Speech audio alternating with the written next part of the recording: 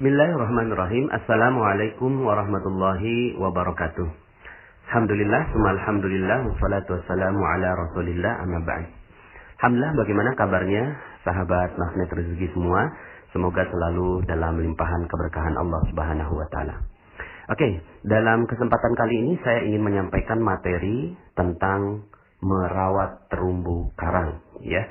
Bapak Ibu, materi ini dahsyat sekali menurut saya, dan saya bersyukur sekali saya menemukan materi ini, menemukan ilmu ini, sehingga akhirnya saya menjadi lebih hidup Bapak Ibu dalam kehidupan ini. Dan saya merasa bahwa hidup saya menjadi jauh-jauh lebih nikmat dan memiliki agenda yang lebih terarah Bapak Ibu, ya. Jadi materi ini penting sekali menurut saya dan sangat-sangat dasar sekali yang harus menjadi action plan bagi teman-teman semua para member Rahasia Magnet Rezeki. Oke, Bapak Ibu, judulnya ya, sekali lagi saya ulangi, judulnya adalah merawat terumbu karang. Oke Bapak Ibu, sebelum saya jelaskan terumbu karangnya, saya mau tanya ya, begini. Rezeki Allah itu selalu dititip Bapak Ibu. Allah itu nggak mungkin kasihin rezeki ya dengan zatnya sendiri, tidak mungkin ya. Pasti Allah titipkan rezeki ya. Dalam materi Paradox of Candy saya sampaikan bahwa rezeki itu dibawa oleh malaikat Mikail dari langit. Rezeki dibawa, lalu kemudian malaikat Mikail memberikannya kepada kita. Tapi memberikannya kepada kita, kalau kemarin analoginya bungkus permen ya Bapak Ibu ya, di Paradox of Candy. Nah tapi bungkusnya ini seperti apa ya? Kemarin kita bahas bahwa bungkus itu sesuatu yang kita nggak suka dan seterusnya. Nah cuma Bapak Ibu, faktanya bahwa rezeki Allah dititip ya. Rezeki Allah dari malaikat Mikail lalu dititip. Nah, dititipnya di mana inilah yang penting bagi kita, ya. Kenapa? Karena kalau kita nggak tahu dititipnya di mana, maka kita nggak tahu bagaimana cara ngambilnya, Bapak Ibu, ya. Contoh gini, Bapak Ibu, Allah kasih rezeki untuk jerapah itu di pucuk-pucuk pohon, ya. Di pucuk pohon yang paling tinggi, disitulah Allah titip rezeki untuk jerapah. Untuk monyet Bapak Ibu, untuk monyet, Allah titip rezekinya di pohon pisang. Ya, itu Allah titip rezekinya di sana. Atau juga kacang-kacangan dan seterusnya. Itulah Allah titip rezeki. Tapi secara umumnya, ya, di pohon pisang. Allah titip rezeki untuk ikan yang ada di laut, di mana?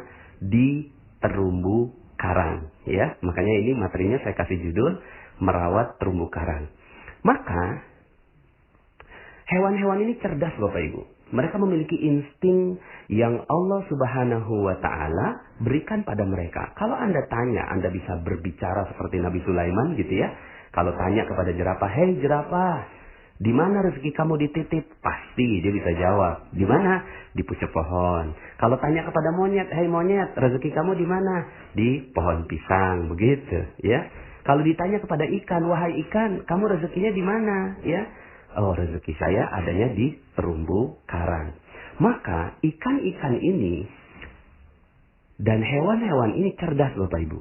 Mereka merawat tempat di mana rezeki mereka berada. Kalau ada jerapah yang ngancurin pucuk pohon, ini namanya jerapah yang nggak cerdas Bapak Ibu ya. Kalau ada monyet yang ngancurin pohon pisang, berarti ini monyetnya nggak cerdas dan nggak mungkin itu terjadi ya. Kalau seandainya ada ya ikan yang menghancurkan terumbu karang, ini namanya ikan yang nggak cerdas ya. Nah, kenapa mereka cerdas? Karena mereka semua mengerti di mana letak rezeki mereka. Di mana Allah titipkan rezeki untuk mereka. Nah, sekarang unik Bapak Ibu ya. Saya mau tanya pada Bapak Ibu ya. Saya mau tanya sama Bapak Ibu. Bapak Ibu, rezeki Bapak Ibu dititip di mana? Ada yang bisa jawab? Ya. Rezeki ibu dan bapak dititipnya di mana? Kan Allah titip rezeki. Nah, sekarang saya mau tanya nih, rezeki bapak ibu dititip di mana? Uniknya bapak ibu, sebagian besar yang saya tanya tentang pertanyaan ini, banyak yang nggak bisa jawab loh bapak ibu. Ketika saya tanya, di mana dititip rezekinya bapak ibu? Mereka akan bilang, oh ya di muka bumi. Ya di mananya? Pas di mananya bingung. Terlalu luas bumi ini. Karena nggak fokus, akhirnya rezeki nggak datang bapak ibu. Karena nggak kenal di mana dititip rezekinya, gitu ya. Kemudian ada yang bilang, oh rezeki dititip di mana-mana. Iya makin nggak jelas lagi gitu ya. Rezeki dititip di proyek gitu ya. Iya kalau akhirnya dia kejarnya proyek aja. Padahal ya bukan di situ tempatnya. Makanya orang-orang yang ngejar proyek, ngejar yang lain-lain, akhirnya yang terjadi adalah mereka tidak mendapatkan rezekinya. Kenapa? Karena bukan di situ rezeki itu, ya. Ayo Bapak Ibu, di mana, ya? Oke, saya jawab ya Bapak Ibu ya. Rezeki Allah dititip di kemuliaan dan kebahagiaan orang lain. Itu. Jadi rezeki manusia dititip rezekinya di mana? Manusia dititip rezekinya di kemuliaan dan kebahagiaan orang lain. Gitu Bapak Ibu, ya. Saya jelaskan. Contoh ya Bapak Ibu ya. Kenapa kok Facebook, ya, itu dia bisa dapetin Mark Zuckerberg ya. Dia kok bisa dapatkan rezeki berlimpah. Wajar. Kenapa? Karena dia membahagiakan 1 miliar penggunanya. Ya. Walaupun dia tidak memuliakan. Yang dia lakukan hanya membahagiakan. Padahal rezeki itu pada kemuliaan dan kebahagiaan orang lain. Ya. Kemudian Google juga membahagiakan orang lain. Memberikan data. Bill Gates, dia membahagiakan orang lain dengan produk Microsoft-nya dan seterusnya. Maka wajar mereka mendapatkan rezeki-rezeki yang berlimpah dari Allah Subhanahu wa taala, ya.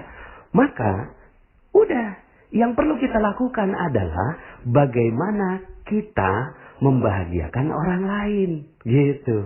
Pertanyaan saya, berapa banyak orang yang Anda bahagiakan? Berapa banyak orang yang Anda bahagiakan? Ya, di situ letaknya rezeki. Jelas kalau seandainya kita bahagiakan orang, orang pasti akan ingat kita. Ya, misalnya nih Bapak Ibu, ya kita punya produk. Kita punya produk datang ke orang lain, lalu kemudian kita perkenalkan produk itu. Tapi ya kitanya ini, hatinya kita ingin mengambil uang orang itu. Lalu kemudian tak ada sedikit pun perasaan bagi kita untuk membahagiakan dia.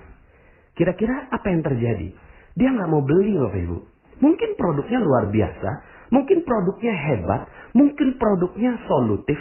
Tapi yang nawarin itu loh, jutek banget, judes banget. Kok saya merasa rendah di depannya dia. Enak aja gue keluarin duit buat dia. Begitu Bapak Ibu. Maka yang dibeli oleh orang itu bukan produk. Sekali lagi, yang dibeli oleh orang lain bukan produk.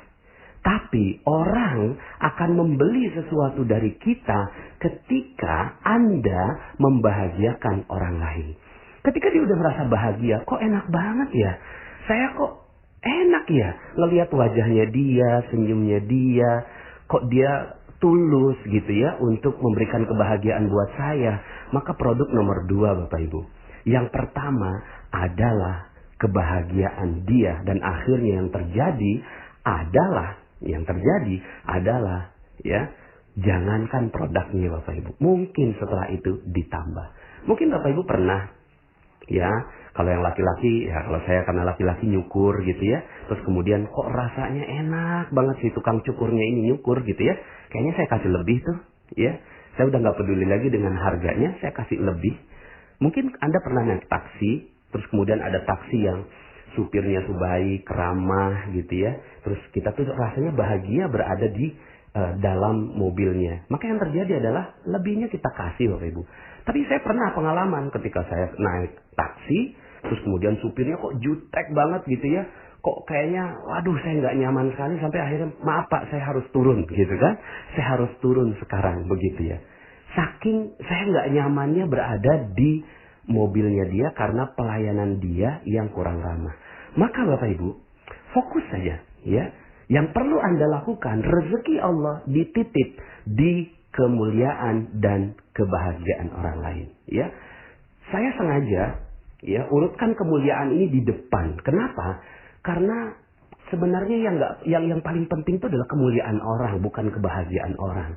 Tapi kemuliaan itu tidak bisa didapatkan kalau orang lain tidak bahagia. Maka ya sudah, gitu ya. Ini udah jadi kayak soulmate gitu ya. Kebahagiaan dan kemuliaan. Yang sayangnya ya beberapa di antara para orang kaya yang dilakukan membahagiakan tapi kurang memuliakan gitu ya. Nah kalau ini digabungkan memuliakan dan membahagiakan orang, wih, Masya Allah Bapak Ibu, rezeki Anda akan mengalir dengan deras pada Anda. Maka ada loh manusia gitu ya yang menghancurkan terumbu karangnya Bapak Ibu. Ikan menghancurkan terumbu karangnya ikan yang tidak cerdas Bapak Ibu. Tapi ada manusia yang menghancurkan kebahagiaan orang lain. Itu unik kan?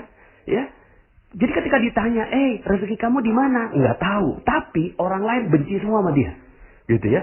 Istrinya dihancurkan perasaannya, suaminya nggak dituruti dan nggak dihargai, orang tuanya, gitu kan, sampai nyesal melahirkan dia, sampai bilang, aduh ya Allah, saya nyesal sekali keluar air susu buat anak saya. Sekarang dia jadi anak durhaka. Hei, ayo lihat, ya, bagaimana mungkin Anda bisa bahagiakan customer Anda? Bagaimana mungkin Anda bisa bahagiakan orang lain? Bagaimana mungkin Anda bisa bahagiakan siapapun di muka bumi ini kalau istri Anda, suami Anda, anak Anda, orang tua Anda tidak bahagia dengan kehadiran Anda? Maka yang perlu dilakukan bukan cari rezeki Bapak Ibu. Sekali lagi, ini ilmu magnet rezeki Bapak Ibu ya. Tapi bukan rezekinya yang kita ambil. Tapi setelah dengarkan materi ini, maka yang perlu Anda lakukan adalah Anda mengagendakan orang-orang yang ada di sekitar Anda untuk dibahagiakan dan dimuliakan Bapak Ibu ya. Dimuliakan dan dibahagiakan. Muliakan orang tua kita, muliakan istri kita, muliakan suami kita, ya. Muliakan customer kita, muliakan siapapun, ya. Setiap orang yang lewat di depan kita, wah kita muliakan gitu ya. Sampai begini Bapak Ibu. Misalnya nih ya, Anda jalan, kemudian naik mobil ya, di sebelah Anda ada, mohon maaf, ada bencong gitu ya. Ada gay, ada orang yang bermaksiat gitu ya Bapak Ibu ya. Terus kemudian apa yang ada dalam pikiran Anda? Yang ada dalam pikiran sebagian di antara kita ngomongnya gini, ih bencong, ih neraka, ih jijik. Bapak Ibu, sebenarnya apa yang terjadi? Yang terjadi adalah Anda sedang menghancurkan terumbu karang Anda. Anda sedang menghancurkan rezeki Anda. Kok bisa? Ya iya. Ya, Anda nggak muliakan dia. Loh bagaimana memuliakan? Oh dia bencong. Dia gay. Bagaimana bisa dimuliakan? Bapak Ibu, udahlah nggak mampir, nggak negor, nggak ngorder gitu ya. Nggak nyalamin, malah nyumpahin di pikiran. Neraka, jijik, dan seterusnya. Gitu ya. Maka yang harus dilakukan gimana? Ya kalau seandainya Anda nggak datangi dia, doakan dia. Gimana cara mendoakannya? Langsung naik gitu ya. Atau nggak usah pakai tangan, juga pakai pikiran juga udah jadi doa. Ya Allah, muliakan dia. Ya, berikan jalan taubat buat dia. Berikan rezeki buat dia sehingga dia tidak lagi melanjutkan pekerjaannya. Ya Allah, hanya itu yang bisa saya lakukan. Tolong ya Allah, bantu dia. Udah, selesai. Anda aman Bapak Ibu, ngelihat bencong di pinggir jalan, ngelihat gay di pinggir jalan, Anda selamat pikiran Anda. Selama ini Bapak Ibu, Anda ngelihat orang yang Anda nggak suka, lalu kemudian dalam pikiran Anda menjudge, Anda menghakimi, Anda merusak terumbu karang Anda. Anda merusak rezeki Anda. Itu yang terjadi. Ya, maka Bapak Ibu, kalau seandainya Anda sekarang ini seret rezekinya, Anda sekarang sedang berat, hutang nggak lunas-lunas, amanah nggak lunas-lunas, piutang kok nggak datang-datang begitu ya. Yang perlu Anda perhatikan adalah bagaimana terumbu karang Anda. Jangan-jangan terumbu karang Anda sudah hancur di bom Bapak Ibu. Ya, siapa yang ngebom? Anda sendiri. Anda bom. Itu terumbu karang seperti nelayan yang mengebom lautan begitu ya. Mentang-mentang Allah ya kasihin hukum bahwa ikan yang bangkai boleh dimakan halal. Maka yang dilakukan adalah dibom aja supaya bangkai ini yang kita tangkap begitu ya. Mentang-mentang begitu Bapak Ibu. Maka yang dilakukan adalah menghancurkan terumbu karang Bapak Ibu. Ya. Maka yang terjadi adalah kita manusia sering menghancurkan terumbu karang kita. Ya. Coba perhatikan gitu ya. Perhatikan berapa banyak terumbu karang yang Anda hancurkan. Maka Bapak Ibu, kalau seandainya sekarang ini rezeki nggak ada, ya sudah, wajar Anda menghancurkan terumbu karang Anda. Gitu ya. Ada orang Anda benci banget gitu ya. Misalnya Anda tahu nih sebuah ilmu, sedikit Anda tahu gitu kan. Ya, bahwa oh ya nih kalau pakai hadis ini gitu kan, ini hadisnya nggak ada di Nabi, terus kemudian yang lainnya dibilang oh itu bid'ah, itu neraka dan seterusnya. Kemudian ada lagi yang mengatakan bahwa golongannya lebih baik gitu kan, lalu kemudian mengatakan dia itu ya neraka begitu ya. Masya Allah, Anda lagi ngebom itu Bapak Ibu. Anda lagi ngebom rezeki Anda itu hancur. Anda mau masuk surga, tapi Anda menghancurkan terumbu karang Anda. Gitu ya. Anda menghancurkan. Ya. Dalam Al-Quran disebutkan, A'udzubillahi minasyaitonir rajim, Ya ayyuhallazina amanu, la yaskhar qaumun min qaumin asa ayyakunu khairan minhum. Wala nisa'un min nisa'in asa ayyakunna khairan minhun. Hai orang-orang yang beriman, janganlah seorang lelaki itu menganggap dirinya lebih baik daripada orang lain. Nah, lebih baik daripada orang lain saja, menjudge orang lain saja, itu nggak boleh Bapak Ibu. Apalagi menjudge gitu ya, di dalam pikiran kita tuh orang nggak bagus Bapak Ibu ya. Begitu juga wanita dan juga perempuan gitu ya. Nah, Bapak Ibu, bagi perempuan-perempuan yang suka gosip, sebenarnya yang suka gosip bukan cuma perempuan ya, laki-laki gitu ya. Laki-laki tuh suka gosip juga. Gosip politik, gosip ngomongin pemimpin, gosip ngomongin bisnis, ya proyek, saling sikat-sikut, itu gosipnya lelaki. Gosipnya perempuan apa? Gosipnya perempuan ngomongin orang, ngomongin tetangga, di tukang sayur dia ngomongin keburukannya orang lain beli kulkas 2 pintu diomongin, orang lain beli mobil baru diomongin gitu kan, orang lain pakai jilbab miring diomongin, orang lain pakai gendut lalu kemudian pakai baju kayak lepet diomongin gitu ya. Apa yang sedang Anda lakukan? Yang sedang Anda lakukan adalah mengebom rezeki Anda. Hancur rezeki Anda di situ. Jadi kalau seandainya Anda sekarang ini berintrospeksi, ya Allah, kenapa ya rezeki saya seret? Ya Allah, kenapa ya rezeki saya kok segini-gini aja? Hei, coba lihat, udah berapa banyak orang yang Anda hancurkan? Sudah berapa banyak rezeki yang Anda hancurkan? Bagaimana mungkin Anda berpikir seperti Mark Zuckerberg yang berpikir bagaimana orang lain bisa bermanfaat gitu? Bagaimana Anda bisa berpikir seperti Google yang dia berpikir apalagi yang harus saya berikan buat dunia supaya mereka itu bisa mendapatkan data yang lebih baik begitu. Ya, Bapak Ibu, contoh, Anda ngelihat koruptor di televisi. Nih, coba Anda ngelihat koruptor di televisi ya.